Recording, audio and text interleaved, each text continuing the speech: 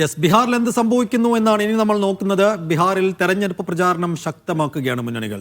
രാഹുൽ ഗാന്ധിയും തേജസ്വിയും എന്ന സംയുക്ത റാലികൾ നടത്തും. ആഭ്യന്തരമന്ത്രി അമിത് ഷാ, ഡൽഹി മുഖ്യമന്ത്രി രേഖ ഗുപ്ത തുടങ്ങിയവരും സംസ്ഥാനത്തുണ്ട്. NDA സർക്കാരിനെതിരായ ജനവികാരം വോട്ടെടുപ്പിൽ പ്രതിഫലിക്കുമെന്ന പ്രതീക്ഷയിലാണ് തേജസ്വി യാദവ്.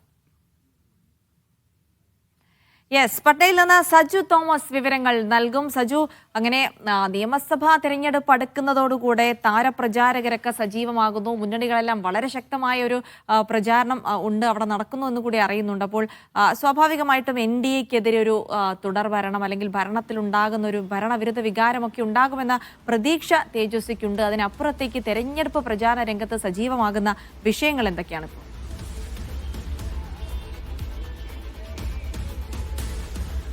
ജിൽസി സൈഫുദ്ദീൻ, എന്തായാലും ഇപ്പോൾ വലിയ പ്രചാരണ രംഗം തുറന്നിരിക്കുകയാണ്. രണ്ട് മുന്നണികളും വലിയ രീതിയിലേക്ക് ജനവികാരം ഇളക്കി വിട്ടുകൊണ്ടുള്ള പ്രചാരണ തന്ത്രങ്ങളിലേക്കാണ് NDA മുന്നണിയും മഹാസഖ്യവും കടന്നിരിക്കുന്നത്. ദേശീയ നേതാക്കൾ എത്തിയതോടുകൂടി തന്നെ പ്രചാരണ മുഖം വലിയ പോർമുഖങ്ങൾ തുറന്നിരിക്കുകയാണ്. ഇന്ന് രാഹുൽ ഗാന്ധി രണ്ടിടങ്ങളിലാണ് പ്രചാരണ റാലികൾക്കായി എത്തുന്നത്. പ്രത്യേകിച്ച് തേജസ്വി യാദവിനൊപ്പം രണ്ട് റാലികൾ മുസാഫർപൂറിനോടൊപ്പം തന്നെ ദർഭംഗയിലുമാണ് രണ്ട് റാലികൾ ക്രമീകരിച്ചിരിക്കുന്നത്. ഉച്ചയോടുകൂടിയാണ് രണ്ട് റാലികളും ആരംഭിക്കുക. രാഹുൽ ഗാന്ധി ഉന്നയിച്ച വോട്ട് ചോരി ആരോപണം, അതോടൊപ്പം തന്നെ SIR-നെതിരായിട്ടുള്ള ജനവികാരം കൃത്യമായിട്ട് വോട്ടുകളായി മാറുമെന്നുള്ള പ്രതീക്ഷയാണ്. കോൺഗ്രസിന്റെ 40 അംഗ താരപ്രചാരകരും ഈ ആഴ്ച തന്നെ സംസ്ഥാനത്തേക്ക് എത്തുകയാണ്. ഇനിയിപ്പോൾ വോട്ടെടുപ്പിന്, ആദ്യഘട്ട വോട്ടെടുപ്പിന് ഒരാഴ്ച മാത്രമാണ് ബാക്കിയുള്ളത്. അതിനു മുന്നോടിയായിട്ട് കൂടുതൽ വോട്ടുകൾ എങ്ങനെ സമാഹരിക്കും, അവസാനഘട്ട തന്ത്രങ്ങളിലേക്കാണ് ഇരു മുന്നണികളും കടന്നിരിക്കുന്നത്. നാളെയാണ് പ്രധാനമന്ത്രി നരേന്ദ്രമോദി അടക്കമുള്ള നേതാക്കളിലേക്ക് എത്തുന്നത്. എന്തായാലും നരേന്ദ്രമോദിയെ മുൻനിർത്തിയുള്ള പ്രചാരണ തന്ത്രം ഒരിക്കൽ കൂടി ബീഹാറിൽ പയറ്റുകയാണ് NDA മുന്നണി. കഴിഞ്ഞ ദിവസം അദ്ദേഹം എത്തി RJD നേതാക്കൾക്കെതിരെയും പ്രത്യേകിച്ച് ജംഗിൾ രാജിനെതിരെയൊക്കെയും വലിയ വിമർശനങ്ങൾ ഉയർത്തിയിരുന്നു. അതിന് തക്കതായ ഭാഷയിൽ തന്നെ മറുപടി തേജസ്വി യാദവ് നൽകിയിട്ടുണ്ട്. എന്തായാലും ആഭ്യന്തരമന്ത്രി അമിത് ഷായും ഡൽഹി മുഖ്യമന്ത്രി രേഖ ഗുപ്ത ഉൾപ്പെടെയുള്ള മറ്റു നേതാക്കളും ഇപ്പോൾ പട്നയിൽ തുടരുന്നുണ്ട്. അവരിപ്പോൾ പ്രചാരണ റാലികൾക്ക് നേതൃത്വം നൽകുകയാണ്. വലിയ രീതിയിൽ പ്രചാരണ മുഖം തുറന്നുകൊണ്ട് ഇന്നലെയാണ് മഹാസഖ്യത്തിന്റെ പത്രികാ പ്രകാശനമൊക്കെയും പ്രകടന പത്രികാ പ്രകാശനമൊക്കെയും നടത്തിയത്. അത് കൃത്യമായിട്ട് എല്ലാ കുടുംബങ്ങളിലും സർക്കാർ ജോലി വാഗ്ദാനം ചെയ്യുന്നതോടൊപ്പം തന്നെ ബീഹാറിലെ പഴയ അവസ്ഥയിൽ നിന്ന് മാറ്റി പുതിയൊരു ബീഹാറിന് വേണ്ടിയാണ് തങ്ങൾ ലക്ഷ്യം വെക്കുന്നത്. തേജസ്വിയുടെ ലക്ഷ്യവും അതുതന്നെയാണ്.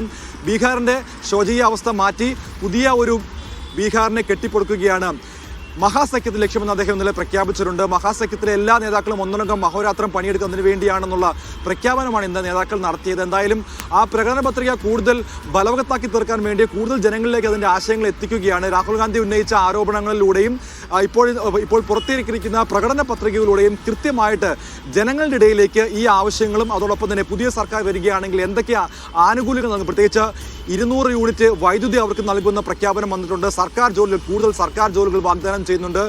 മറ്റു സംസ്ഥാനങ്ങളിലേക്കുള്ള കുടിയേറ്റം ഒഴിപ്പിക്കും, കൂടുതൽ തൊഴിലവസരങ്ങൾ തുറക്കും. അതോടൊപ്പം തന്നെ സ്ത്രീകൾക്ക് അക്കൗണ്ടിലേക്ക് മാസം 1000 രൂപ നൽകുന്ന പദ്ധതികൾ, അതോടൊപ്പം തന്നെ വിദ്യാർത്ഥികൾക്കായുള്ള യുവാക്കൾക്കായുള്ള പുതിയ പദ്ധതികൾ, IT പാർക്കുകൾ, പുതിയ വ്യവസായ സംരംഭങ്ങൾ തുടങ്ങി ജനങ്ങൾക്ക് ഉപകാരപ്രദമായ നിരവധി പദ്ധതികൾ ആവിഷ്കരിക്കുമെന്നുള്ളതാണ് ഇന്നലെ പ്രകടന പത്രികയുടെ മഹാസഖ്യം വ്യക്തമാക്കിയിരിക്കുന്നത്. പ്രധാനമായിട്ടും 20 വർഷമായി 2 പതിറ്റാണ്ടായി നീളുന്ന നിതീഷ് കുമാർ സർക്കാരിനെതിരായിട്ടുള്ള കൃത്യമായ ജനവികാരം അത് ഈ വോട്ടെടുപ്പിൽ പ്രതിഫലിക്കും.